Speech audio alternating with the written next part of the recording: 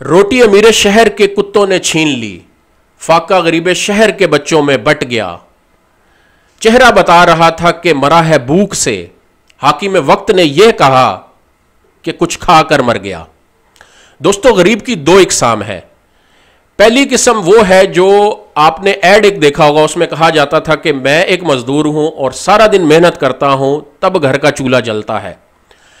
इस गरीब के लिए मैं एक पूरी हालात बताऊंगा आपको कि इस वक्त मुल्क में क्या हालात हैं इस गरीब के लिए और कितना मुश्किल हो चुका है इसका जीना, और ऊपर से बिजली के बिल और मौसम का ये जो गर्मी है इसकी वजह से वो किस तनाव और गुर्बत का शिकार है। गुज़िश्ता दिनों में एक ऐसा वाक़या पेश आया है गुजरांवाला में कि एक बूढ़ी खातून जिसका अपना कुछ इलाज के पैसे थे और वो सारे बिजली के बिल में चले गए और उसने दिल बर्दाश्ता होकर एक गंदे नाले में छलांग लगा दी। और ये हालात आ चुके हैं इस वक्त मुल्क में कि लोग अपने बिजली के बिलों को देने के लिए या तो अपनी घर की अशिया बेच रहे हैं या कर्जा उठा रहे हैं।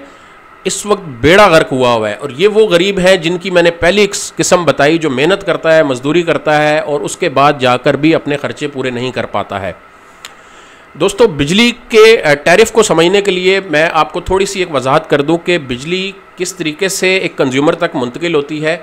इसमें कुछ कंपनीज इन्वॉल्व होती हैं, उनका मैं आप स्क्रीन पे भी दिखा दूंगा और वैसे मैं आपको आसान अल्फाज में बताता हूं कि सबसे पहले जो इलेक्ट्रिसिटी है या पावर है इसको जनरेट किया जाता है और जनरेट करने वाली कंपनीज को कहा जाता है जेनको। तो जेनकोस जो है वो आमतौर पर ज़्यादातर जो पाकिस्तान में पावर सेक्टर की सप्लाई चेन है वो गवर्नमेंट ऑफ पाकिस्तान ओन करती है। तो सबसे पहले टॉप टियर में आती है मिनिस्ट्री ऑफ एनर्जी, जिसका पावर डिवीज़न जो है वो टॉप पे इसको लीड कर रहा है। और नीचे इसके जो हम हिरार्की देखते हैं इसमें जो सबसे पहले है बिजली वो जनरेट की जाती है। तो जेनको कंपनीज जो हैं GENCO जेनको, इट मीन्स के जनरेटिंग कंपनीज। इसमें आपकी जेनकोस के नाम से भी कुछ कंपनीज आप विकिपीडिया पे सर्च करेंगे आपको कुछ लिस्ट ऑफ कंपनीज आ जाएंगी जिनको जेनकोस कहा जाता है। ये पब्लिक ओन्ड कंपनीज हैं। इसके बाद वापडा है जो कि एक फेमस कंपनी है, इसको इसलिए मैंने अलहदा बताया, ये भी एक जेनको का पार्ट है। इसी तरीके से IPPs जिनको हम इंडिपेंडेंट पावर प्रोड्यूसर्स कहते हैं, ये प्राइवेट सेक्टर कंपनीज हैं जिनको लाइसेंस दिए गए थे कि आप लोग बिजली बना सकते हैं और ग्रिड में आप ट्रांसमिशन कंपनियों को बेच सकते हैं। इसके अलावा न्यूक्लियर पावर है, हमारे जो न्यूक्लियर प्लांट्स हैं ये भी जनरेशन कंपनीज में आते हैं, जेनको कहलाएंगे। तो ये जेनको से जब पावर जनरेट होती है ये जाती है ट्रांसमिशन कंपनी में। जो ट्रांसमिशन है वो पाकिस्तान गवर्नमेंट ऑन करती है, इसको ट्रांसमिशन लाइंस के थ्रू कंपनी जो पावर है वो डिस्ट्रीब्यूशन कंपनीज के पास पहुंचती है।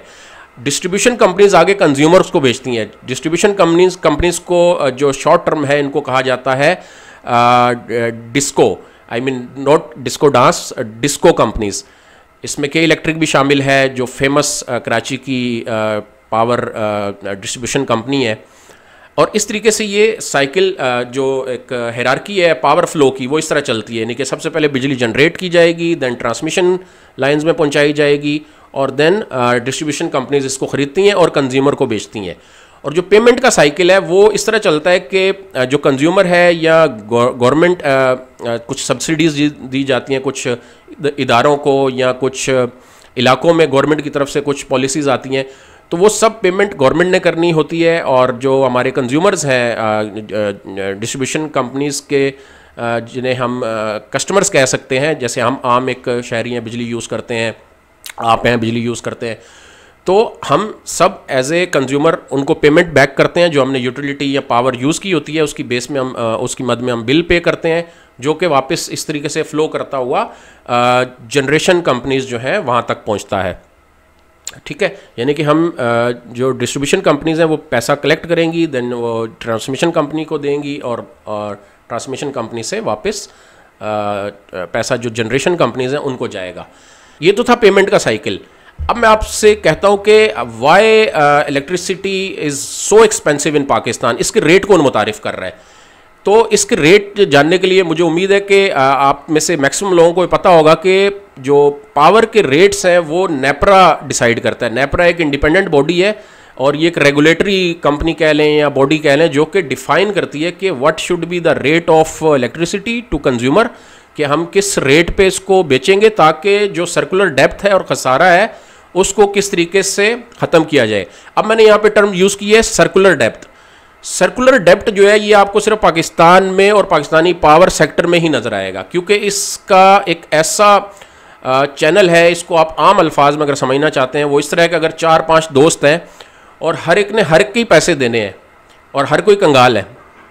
एक ये तो बड़ी कॉमन मैंने एग्जांपल दी है, इसको अगर मैं इसी हिरार्की में समझाने की कोशिश करूं तो वो ये है, जब टीयर्स में से कोई एक जो पार्टनर है वो पेमेंट करने में मुश्किलात का शिकार होता है, वो पेमेंट नहीं कर पाता है, तो उस सूरत में एक सर्कुलर डेप्थ क्रिएट हो जाता है जो कि पूरी सप्लाई चेन को मुतासिर कर देता है। मिसाल के तौर पे अगर जो डिस्ट्रीब्यूशन कंपनीज़ हैं जैसे के इलेक्ट्रिक है या और भी हमारी डिस्ट्रीब्यूशन कंपनीज़ हैं, वो अगर कंज्यूमर से पेमेंट नहीं ले पाती, मिसाल के तौर पे कुछ रिकवरी नहीं कर पाई, कुछ लोगों ने बिल नहीं दिए, कुछ गवर्नमेंट ने जो सब्सिडी दी हुई थी उसका पेमेंट नहीं आया है, तो इस सूरत हाल के मद्देनज़र एक डेप्ट जनरेट हो जाता है, यानी कि उन कंपनियों को एक खसारा होता है जो वो पिछले अपने जो ट्रांसमिशन एंड अल्टीमेटली डिस्ट्रीब्यूशन जो जनरेशन कंपनीज़ हैं उनका पैसा नहीं दे पाती हैं।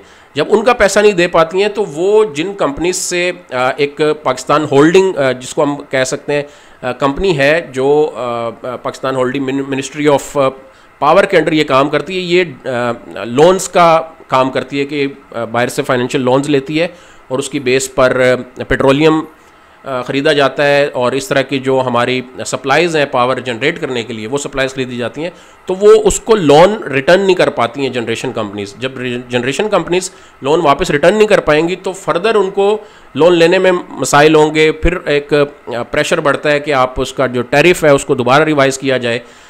तो इसके अंदर जो खामियां हैं या इनएफिशिएंसीज़ हैं उसके ऊपर तो एक कह लें कि हंगामी बुनियादों पर काम करने की ज़रूरत है। As a nation, as a people of Pakistan हमें इस चीज़ को पहले तो समझना है कि ये हिरार्की काम कैसे कर रही है, इसमें लॉसेस की वजूहात क्या हैं, और दूसरी जो सबसे अहम बात है कि यार इस सिस्टम से कैसे बचा जाए कि टैरिफ के जो रेट्स हैं वो भी कम हो। और इसमें कुछ आइडियाज़ तो ये हैं कि मिसाल के तौर पे जो जनरेशन कंपनीज़ हैं वो अपनी कॉस्ट को कम करें, अपनी जो भी उनकी लागत आती है बिजली बनाने में उसमें अपने अखराजात हैं, अपने जो भी इनके ऐसे अखराजात हैं जिनको कटौती की जा सकती है उनको कम किया जाए। दूसरी बात है कि जो IPPs के साथ इंडिपेंडेंट पावर प्रोड्यूसर्स हैं इन्होंने जो एक एग्रीमेंट्स किए हुए हैं गवर्नमेंट के साथ कि इनको रिवाइज़ करने की ज़रूरत है, इस कॉन्ट्रैक्ट को एक बार रिव्यू किया जाए कि why they are charging so much money के वो हमारा सर्कुलर डेप्थ बजाय कम होने के बढ़ता चला जा रहा है। यानी कि ऐसा नहीं है कि जी 90s में ये कम था और अब अब कम होता जा रहा है, लेकिन वो ग्रेजुअली हर साल 500-600 अरब के हिसाब से ये बढ़ता चला जा रहा है। और इस वक्त जो है पाकिस्तान का जो सर्कुलर डेप्थ है वो कोई 2.5 ट्रिलियन रुपीज़ के लगभग है। मैं आपको एक फिगर इसकी एग्जैक्ट भी बता दूंगा। इसका नुकसान ये होगा कि जब आने वाले वक्तों में ये मज़ीद बढ़ता जाएगा तो टैरिफ मज़ीद ऊपर जाएगा और गरीब आदमी जो है ना बिल देने की सत्तात नहीं रखेगा और मज़ीद मुश्किलात का शिकार होता जाएगा। हंगामी बुनियादों पर इसके ऊपर काम करने की ज़रूरत है कि हम बिजली के रेट्स को कम करें। कैसे कम कर सकते हैं? जनरेशन को आपने रिन्यूएबल की तरफ लेके आना है। फ्री कुछ जो रिसोर्सेज होते हैं हमारे, सोलर हो गया, विंड एनर्जी हो गई, इसी तरह सबसे जो इकोनॉमिकल वे है एनर्जी प्रोड्यूस करने का वो हाइड्रल है। हमारे मुल्क में फॉर्चुनेटली बहुत अच्छे एक हाइट वाले एल्टीट्यूड वाले एरियाज़ हैं जहाँ पर डैम्स जितने बनाए जा सके उतने कम है। मतलब आप वो बना लें और उसकी बाद पोटेंशियल एनर्जी जो है पानी की उससे इलेक्ट्रिसिटी जनरेट की जा सकती है। तो जितनी ज़्यादा हम इलेक्ट्रिसिटी हाइड्रल तरीक़ों से जनरेट करेंगे, फ्यूल की डिपेंडेंसी कम करेंगे, उतने ही रेट जो है ना कंफर्टेबल होंगे आम कंज्यूमर के लिए इसको बेयर करना। दोस्तों वीडियो के स्टार्ट में मैंने आपको गरीब की 2 किस्में बताई थी। एक वो किस्म है जो कि रिस्क हलाल कमाती है, मेहनत करती है और अल्टीमेटली अपना जो है ना गुजर बसर करती है और आजकल बड़ी मुश्किलात का शिकार है। लेकिन इसके साथ मैं आपको एक और किस्म बताता हूँ गरीब की, जिसे सुनकर आप भी इस बात से मुत्तफिक होंगे कि ऐसे भी गरीब ऊपर से बदतमीज़ लोग भी पाए जाते हैं।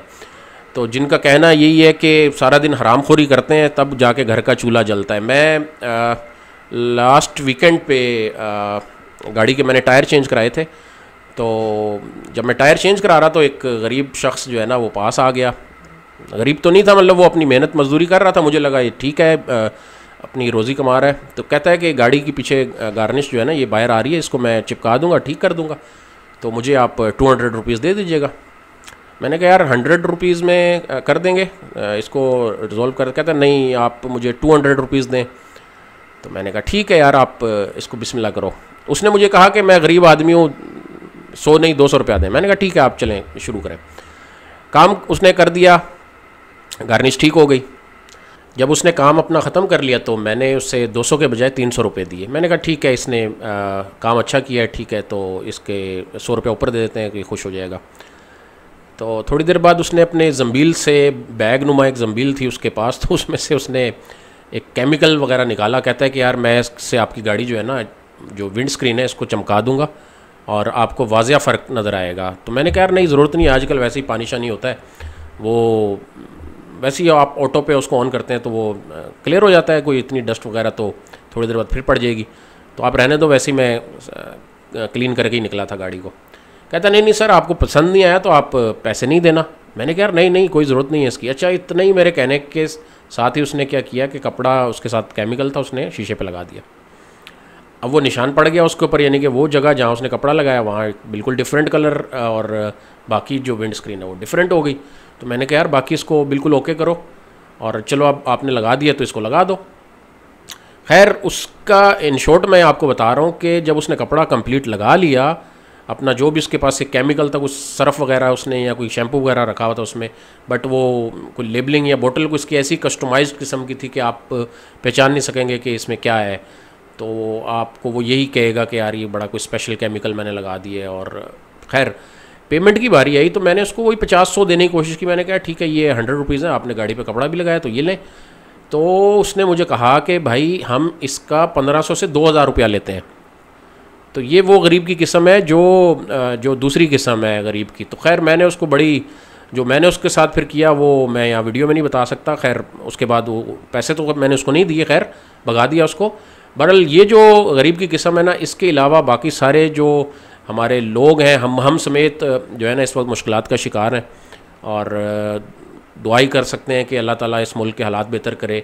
और जो बदतमीज़ टाइप के गरीब हैं उनको भी हदायत दे कि यार थोड़ा सा रहम कर लो, बेहतरी की तरफ मुल्क आ जाएगा। मतलब ईमानदारी जो एक बेसिक कवानीन है, इस्लामिक कह लो, ह्यूमैनिटी के कह लो, वो तो फॉलो कर लें यार, ताकि जो है ना कुछ हालात बेहतर हों, हर बंदा जो है ना खुशी के साथ घूम सके इस मुल्क में।